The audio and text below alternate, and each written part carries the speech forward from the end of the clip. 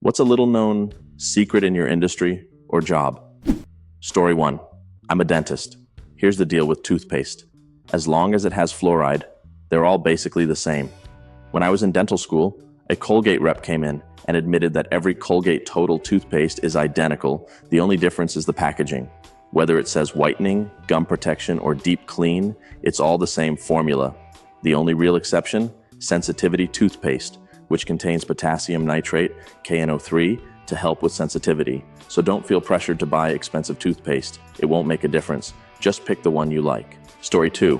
Firefighters are trained in multiple areas and can specialize in different disciplines, but most of the emergencies we respond to are things we were never specifically trained for.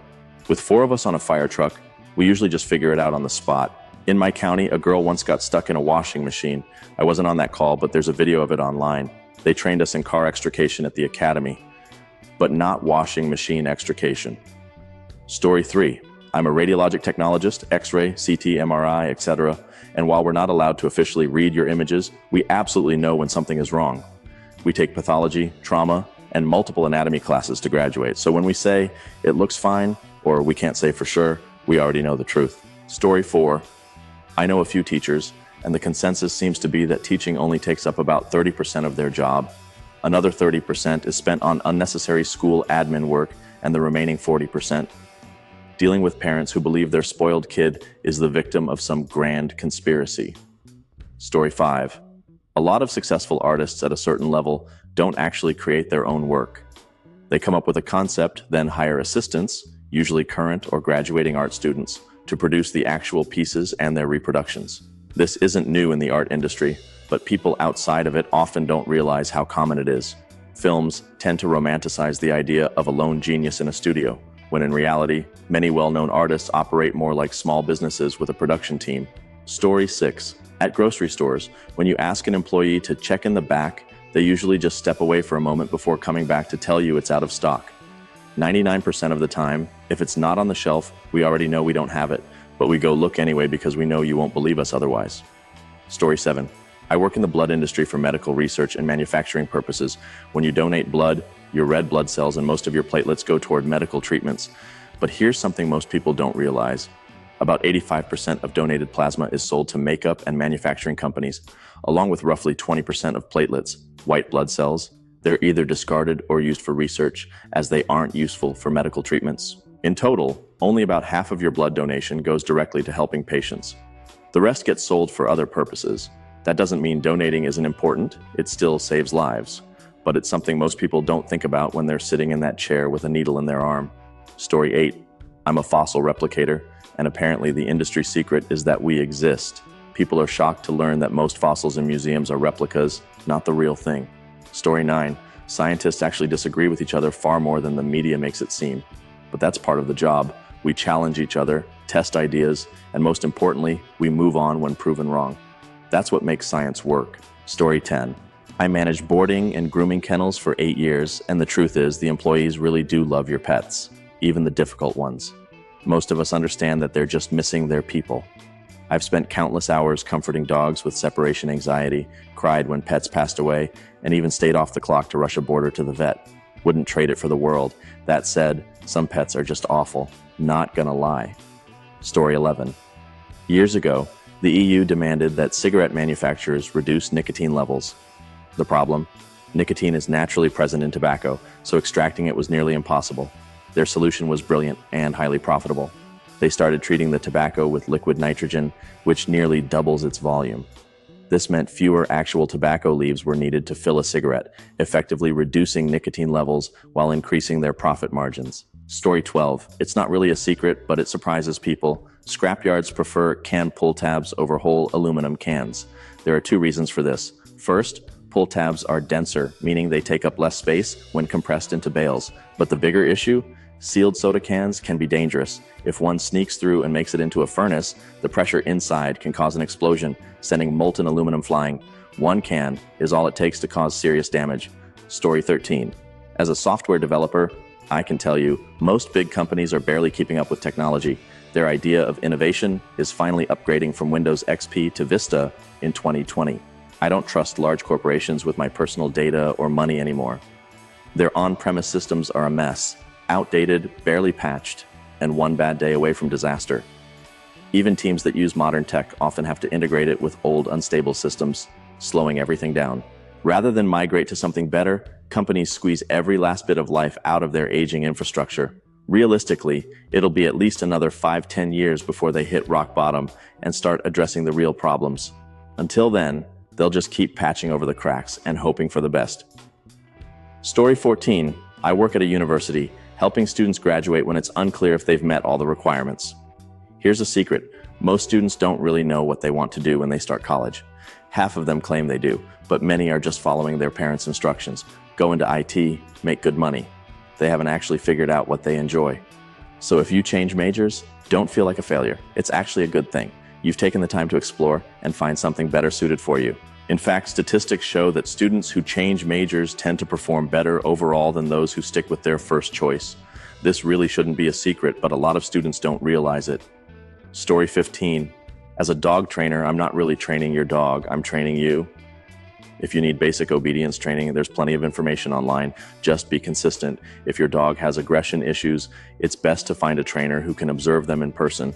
But if you're completely out of options and dealing with a serious issue, feel free to reach out. I'll do my best to help. Story 16. Weight loss industry secret. Most of our business comes from repeat customers who regain the weight, and then some. The system isn't rigged, but dieting itself makes it easy to gain back weight, which keeps the industry thriving. Story 17. RV technician here. Most RVs are designed to start breaking after about 44 uses. Since most owners only use them on weekends and not every weekend, that number stretches over 2 to 3 years. Story 18. Avoid using Expedia or other third-party websites when booking hotel rooms. You're likely to end up with the least desirable option. Free upgrades? Unlikely. Late checkouts? Don't count on it. But if you book directly with me, I'll do my best to accommodate your requests whenever possible. Story 19. I work in cybersecurity, mostly dealing with the world's largest companies and governments. The truth? Every single one of them has been breached, sometimes to a minor degree, sometimes massively, by Russian or Chinese hackers. And it happens almost daily. It's not a question of if an attack will happen, but how long the intruders will stay undetected and how much damage they'll do before they're caught. Story 20. Fast food and casual chains like Starbucks, Subway, Chipotle, and Taco Bell follow strict corporate rules to ensure that every item looks and tastes exactly the same at every location. That's the bad news. The good news? Most of us working there don't care much about those rules. We know that extra should actually mean extra, not just a couple more olives or a tiny drizzle of caramel. So we often sneak in a little more, partly out of instinct and partly because we know our paychecks won't cover rent anyway. If your food seems light on the good stuff, it's probably because you got served by an employee who follows corporate rules to the letter. Complaining won't change much. You're likely just calling out the one person who never bends the rules. And if you try pointing to another worker and saying, "But they did it for me last time," congratulations, you just labeled yourself a snitch. Enjoy your future of weak nacho cheese and decaf espresso. Story 21. As an accessibility consultant, I often hear business owners say, "Making my building accessible will cost too much." What they don't realize is that the return is often far greater than the investment. Adding a ramp, automatic doors, or other accessibility features doesn't just benefit those with disabilities, it opens the door for new customers and employees. Businesses that invest in accessibility often see lower absenteeism and turnover rates, saving money in the long run. Plus, customers who feel welcomed are more likely to return and recommend your business to others. And here's the thing, disabilities can happen to anyone. A business that's accessible today means you, an employee, or a customer can still return after an injury or illness. Almost every client I've worked with who embraced accessibility improvements ended up loving the results. Many even found a new customer base, including seniors. Story 22. As a massage therapist, I'll let you in on a big secret. Stretching properly can solve about 90% of muscle-related issues. The problem? Most people were never taught how to do it right. The best stretches are actually the simple ones you learned in middle school. Hold still, count to 10, take deep breaths, and move on.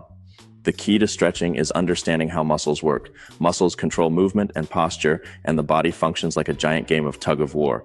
If one side is too tight, it pulls the bones out of alignment. Stretching balances everything, keeping your posture in check and preventing wear and tear from gravity and daily movement. Here's a rule to follow. If something hurts, don't stretch that exact spot. Instead, find the opposite muscle and stretch that one. If your back hurts, stretch your chest and core.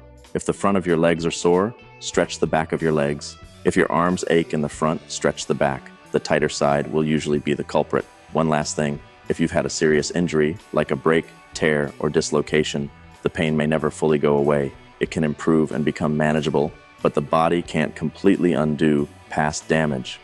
But stretching can still help you stay functional and reduce discomfort. If you want to look up stretches, just remember, think in opposites. And who knows, maybe I'll start a YouTube channel to explain this better. Story 23. Donations made to the Children's Miracle Network can be used for almost anything. Most hospital funds are tied to specific purposes, but CMN money comes with no restrictions. Because of this, it's rarely used for research, but instead goes toward things like upgrading the lobby, buying bassinets for healthy newborns, and other general improvements. Story 24. One of the most valuable lessons people should be taught before leaving high school or college? Sometimes nobody will have the answer, not even at the biggest companies. When that happens, people will look to you. You'll have to figure it out, and chances are your first attempt won't be perfect. But even a flawed solution is better than none because it gives others something to build on. Story 25. A little patience and kindness go a long way when dealing with store employees. If you need help with something, being polite can make all the difference in how quickly and willingly they assist you. Story 26. I work in logistics for a massive manufacturing company, and let me tell you, money isn't real. I've seen invoices for $1,000 just for 8 light bulbs. It's all just numbers moving around on a screen. Story 27. When I started pilot training, I found something strange. Getting a plane into the air is incredibly simple. Point it in the right direction, max the engines, and when you're going fast enough, pull back on the stick a little. Landing, though? That's a whole different story. There are so many things to track, adjust, and coordinate. Taking off feels effortless, but getting back down safely is where the real challenge begins. Story 28. Flying a plane isn't necessarily difficult. Any individual part of it is manageable, but what makes it hard is the sheer number of small tasks that pile up all at once. Unlike, say, playing a trumpet, where a single high note is genuinely difficult to hit. Landing an aircraft is straightforward once you've practiced, and if things get too complicated, you just find another place to land. Story 29. Contrary to popular belief, light roast coffee has more caffeine than dark roast. People often assume a light roast is weaker, but the truth is caffeine burns off as coffee beans roast. The darker the roast, the less caffeine remains. Story 30. I've noticed that some people do their best thinking through conversation. If they need to make a big decision, they struggle when they're alone, but gain clarity after talking it through with someone. Others, like me, are the opposite. We need space and quiet to process things on our own. Story 31. IT support depends heavily on the ratio of staff to problems. A single beetle can be taken down by an overwhelming swarm of ants, just as a small IT team can be buried under constant issues. Sometimes it's just a numbers game. Either you have enough people to handle the workload, or you don't. Story 32. If your IT team looks like they're constantly scrambling and working nonstop, it's probably because they don't fully know what they're doing. But if everything runs smoothly and it seems like they don't do much, that's a sign they know exactly what they're doing. A well-maintained system doesn't need constant firefighting. Story 33. Retail work in a nutshell. If you're on the night crew, the day crew just slacks off all day, leaving you with a mess to clean up. If you're on the day crew, the night crew just goofs off all night, leaving you with a mess to clean up. No matter which shift you're on, the other one is always the problem. Story 34. I worked at Best Buy in 2013 and almost got fired over sales and credit card quotas. The issue? It didn't matter if customers just weren't coming in. We were still expected to hit the numbers. Management would say, "Other stores are doing it, why can't you?" Well, maybe because that store is in a booming, wealthy neighborhood while we're stuck in the parking lot of a dead mall where no one's buying CDs anymore, but sure, blame us. Story 35. I know people get annoyed when a store employee keeps pushing the store credit card, but at the kids' clothing store I worked at, we didn't have a choice. If we didn't sign up enough people, they cut our hours. I wasn't pushing a terrible credit card to be an asshole. I was just trying to keep my job. And if you've ever been in the same position, I'm sorry. No one's minimum wage job should depend on pushing some sketchy store card or loyalty program. Story 36. A huge portion of online reviews, ratings, and social media presence for companies are fake, paid for, or managed by multiple accounts under the company's control. This includes Glassdoor pages, where fake positive reviews help bury the flood of real negative ones. Not every company does this, but I've seen it happen a lot in the ones I've worked for. Story 37. There's a certain regional pizza chain whose website lets you apply coupons to pizzas they technically don't cover. If you play around with it, you can stack discounts, swap out ingredients, and bring your total down to about 50-60% of the original price. Then pay online and pick it up in person.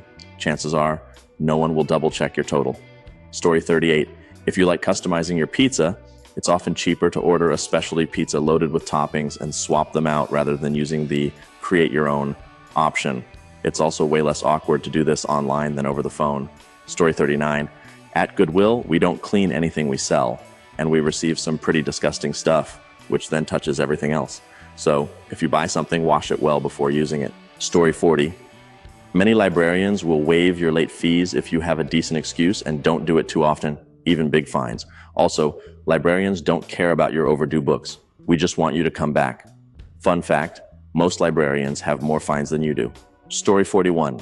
As someone new to the US, I've noticed that nearly everything, rent, banks, car rentals, universities, seems designed to squeeze every last cent out of you, except libraries. I returned a book late by a few days, no charge.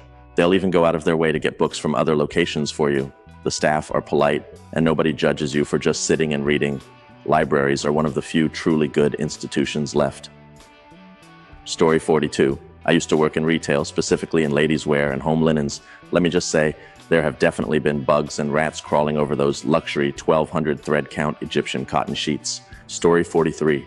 Some people don't wash their fruits and vegetables before eating them. Worse, I see people place food directly on the conveyor belt at checkout. That thing is disgusting. People sneeze on it, put dirty money on it, and who knows what else. I work at a grocery store, and I never put food directly on the belt. Story 44. As an auto insurance claims adjuster, I'll second this. Buy coverage that actually protects you. Cheap policies may seem like a good deal, but $10K in property damage liability won't cover much these days. Story 45. Plumber here. There's no such thing as a flushable wipe. The packaging lies. If you flush them, your drains will clog, and it'll happen fast. Your landlord will charge you for the repair, and it's going to suck. Toilet paper is the only thing that should ever be flushed. If you use wipes, throw them in the trash. Not exactly a secret, just something people don't seem to know. Story 46. I worked in search engine optimization, SEO, for 5 years. And let me tell you, it's mostly nonsense. About 20% of it is real and easy enough to do yourself. The other 80%, just a way to keep charging you until you figure out you can do it yourself. And then Google changes one number in their algorithm, and none of it works anymore. Story 47. I'm a musician, and here's something most people don't realize. 90% of our revenue comes from merch. Spotify streams, show guarantees, barely anything. Selling t-shirts at concerts, that's how we survive. That's why bands tour so much, because selling shirts in person is the biggest income source we have. Story 48. Not a fossil, but I remember a museum in my hometown proudly displaying a replica of the world's largest piece of fool's gold. Not an actual giant piece of fool's gold, not a replica of the world's largest gold nugget, a fake copy of a worthless mineral. Story 49. Library worker here. Most book donations don't end up on our shelves, no matter how much you insist. Libraries only keep books they think will circulate because our funding depends on checkout stats. Unless a donation is brand new or from a popular author, it's unlikely to make the cut. We also aggressively weed out books that aren't being checked out, which horrifies some patrons. But those books usually end up in library book sales to help fund programs. Story 50. As a beginner counselor working with children and adolescents, one thing became clear. Most of the time, the biggest problem wasn't the kids, but their parents. The children were simply adapting to the chaotic environment they were raised in. Story 51. Many people donate items to shelters, hoping they go directly to those in need. The truth? A lot of those donations are sent to places like the Salvation Army or Goodwill to be resold, often before the shelter clients even get a chance to see them. We're told to assure donors that this won't happen, but in reality, it does. Story 52. Federal HR here. If you want to qualify for a job, copy the keywords from the vacancy announcement into your resume. We don't read every word, we search for those exact terms. If they're there, you're more likely to be marked as qualified. That said, some HR folks will still scan for relevant experience, but others will instantly reject resumes that don't match the wording exactly. Story 53. I work in home health care, and if your parent or grandparent gets in-home care, you should know no one is going to force them to live in a safe environment. I've been to homes infested with cockroaches. I've had a client put bleach in his dog's water because he thought it would help its breath. I've seen ceilings caving in, cat boxes never cleaned, and conditions that are downright unsafe. I've reported it, but the company's response is always the same. There's nothing we can do. It's up to the family. And that's the real issue. Too many family members say they care, but don't actually do anything. They'll visit, sure, but do they clean? Do they check for roaches? Do they make sure the home isn't falling apart? Most of the time, no. It scares me to think that if my own mother were in this situation, she could live in filth simply because no one could force her to move. Yes, people have rights, but should they really have the right to stay in conditions that put their health and their caregivers at risk? I wasn't even told by my company that I was obligated to report these cases to Adult Protective Services. They just told me to call them and we'll figure it out. I was never given APS or animal welfare numbers, and as a 20-year-old, barely a year into this job, I'm still learning how broken this system really is.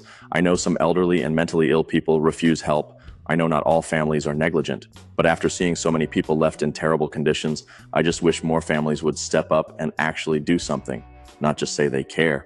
Story 54. For big brand hotels, if you try to bypass the front desk and call corporate customer care to demand compensation, don't expect an instant refund. Customer care always contacts the hotel first to get their side of the story before making any decisions. Story 55.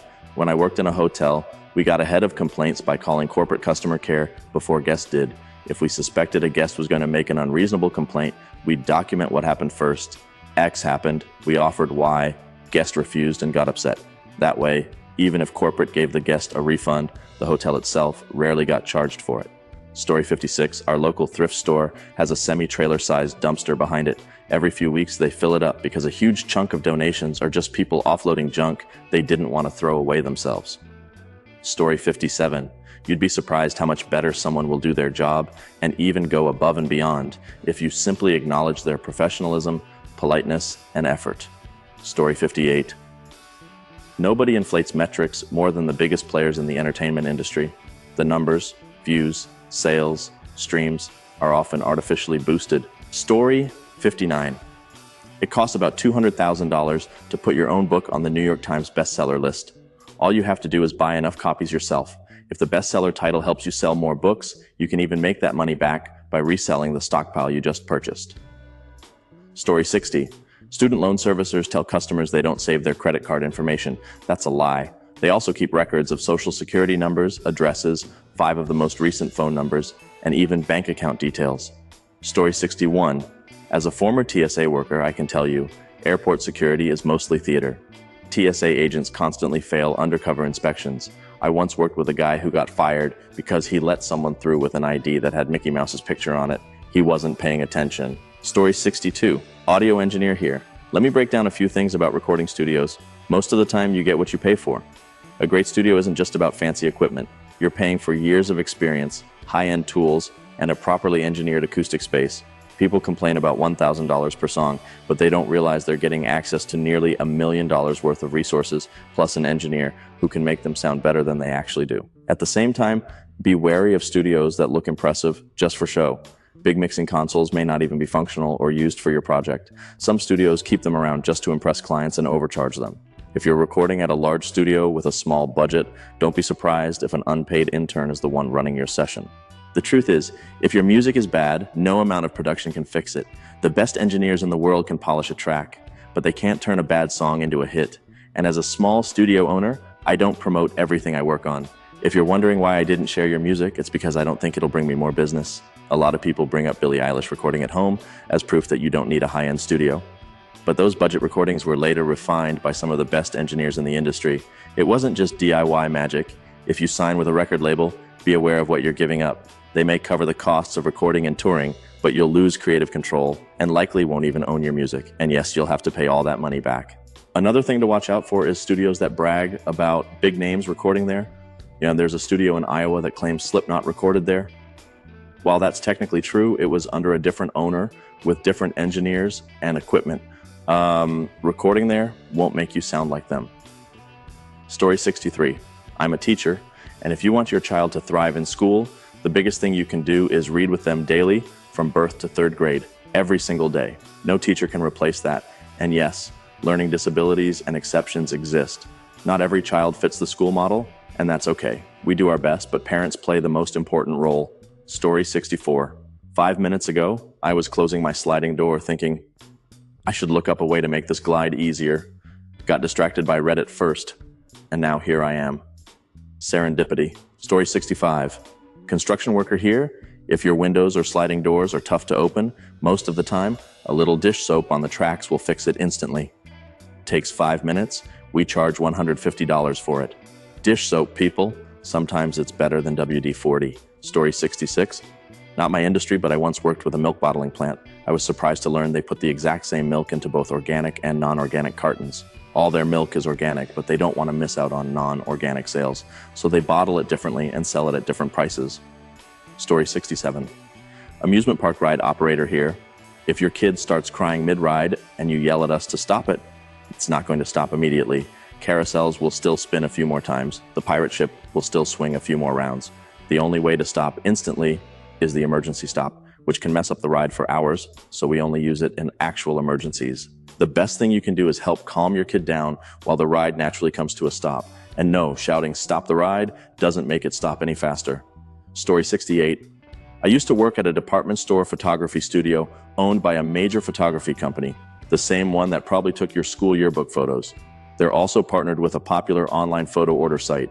Ever notice how quickly we write down a price, cross it out, and write a discounted price? That's because it's not actually a special deal, it's the same price everyone gets. We're not doing the math that fast, we've just memorized it because almost everyone has a 40% off coupon. Never come in without a coupon. There's always one on the website.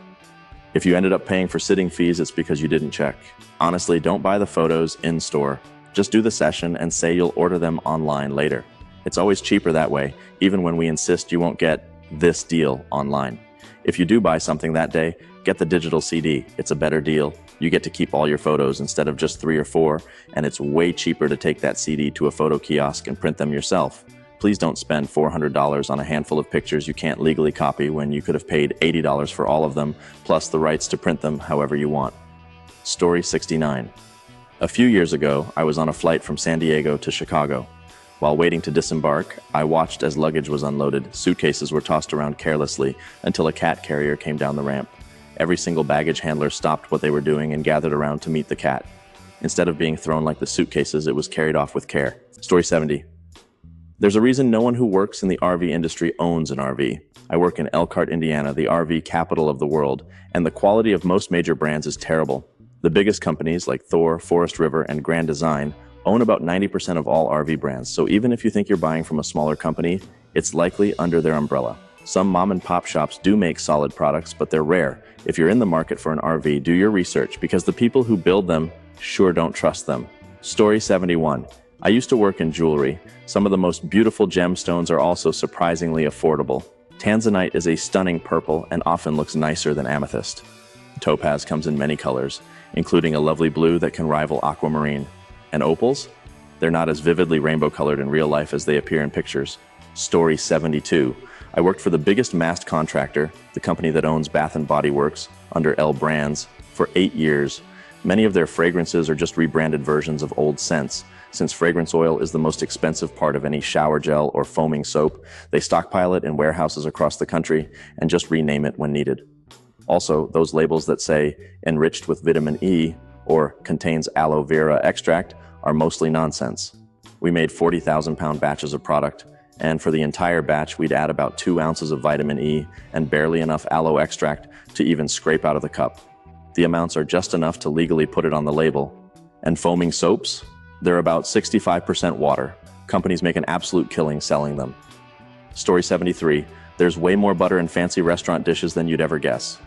That's usually why you won't see calorie counts on the menu. I worked as a chef in Italian cuisine for 5 years and spent 8 years in Italian kitchens. If a dish tastes ridiculously good, it's probably loaded with butter.